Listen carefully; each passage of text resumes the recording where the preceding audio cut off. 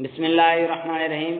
قربانی کس پر واجب ہے؟ اس حوالے سے 4 شرائط ہیں جو آپ کے سامنے میں آج رکھوں گا۔ ہر شخص اپنا جائزہ لے گا کہ آیا میرے اوپر قربانی واجب ہے کہ نہیں ہے۔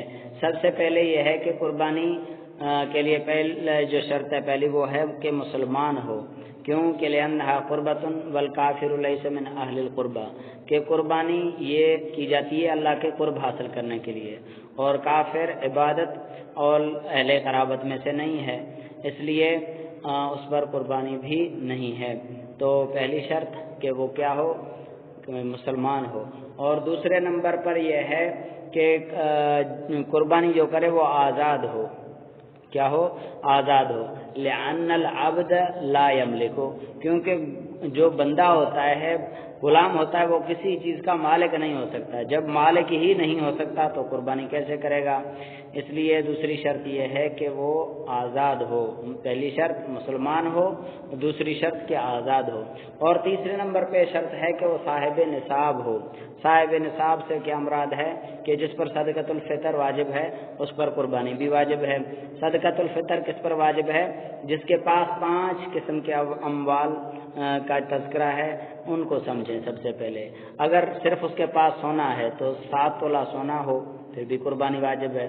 اگر سونا نہیں ہے تو 52.5 تولہ چاندی اگر ہے تو پھر قربانی واجب ہے۔ اگر سونا بھی نہیں، چاندی بھی نہیں، بلکہ اس کے پاس جو مال تجارت ہے وہ 52.5 تولہ چاندی کے برابر ہے تو بھی قربانی اس پر واجب ہے۔ اگر یہ چیزیں بھی نہیں ہیں بلکہ اس کے پاس کیش ہے تو کیش بھی اگر 52.5 تولہ چاندی کے برابر پیسے ہیں تو بھی قربانی واجب ہے۔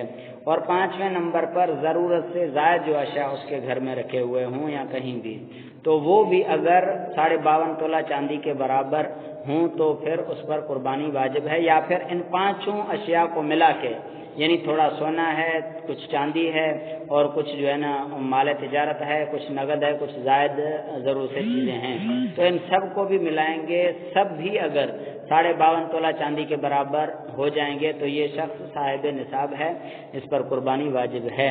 اور چوتھے نمبر پر یہ ہے کہ اچھا یہ صاحب نصاب پر قربانی کیوں واجب ہے؟ اس کے لیے دلیل کیا ہے؟ اس کے لیے دلیل ہے حدیث من کان لہ سعی فلا یضحی فلا یقربن مصلانا۔ حضور نے فرمایا کہ جس شخص کے پاس جو صاحب نصاب ہو، جس کو قربانی کرنے کی وسعت ہو، اور وہ پھر بھی قربانی نہ کرے تو وہ ہمارے عیدگاہ کے قریب بھی نہ آئے، تو یہ رسول اللہ صلی اللہ علیہ وسلم کی طرف سے ایک وعید ہے، اور گویا کہ قربانی کے وجوب کے لیے یہ دلیل ہے، ٹھیک ہے؟ تو اس لیے قربانی اس پر واجب ہے صاحب نصاب پر۔ اور چوتھے نمبر پر یہ ہے کہ وہ مقیم ہو۔ حضرت عن علی رضی اللہ تعالیٰ عنہ قال لیس علی المسافر اضحیۃ، کہ جو مسافر ہے، لیس علی المسافر اضحیۃ، کہ جو مسافر ہے اس پر اضحی نہیں ہے، وہ قربانی نہیں کرے گا، کیونکہ مسافر کے پاس سفر میں کبھی پیسے ہوتے ہیں کبھی نہیں ہوتے ہیں، کوئی مجبوری ہوتی ہے، تو واجب کے لیے شرط یہ ہے کہ وہ مقیم ہو، تب اس پر قربانی واجب ہے۔ اب جس مسلمان کے اندر یہ 4 شرائط ہوں تو اس کو چاہیے کہ وہ قربانی کرے۔ سب سے پہلے کہ مسلمان ہو، نمبر 2 کہ آزاد ہو، اور نمبر 3 صاحب نصاب ہو، اور نمبر 4 وہ مقیم ہو تو اس پر قربانی واجب ہے۔ اگلی ویڈیو تک کے لیے اپنے میزبان الطاف احمد کو اجازت دیجیے۔